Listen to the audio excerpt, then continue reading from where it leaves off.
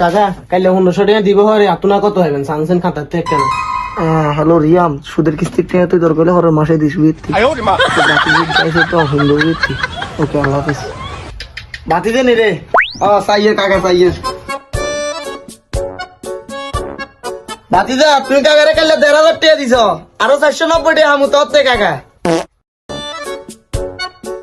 কি রে বাবা 1000 টাকা? হ্যাঁ রে কাইলে 1500 টাকা। भाई यहाँ पे क्या हो रहा भाई?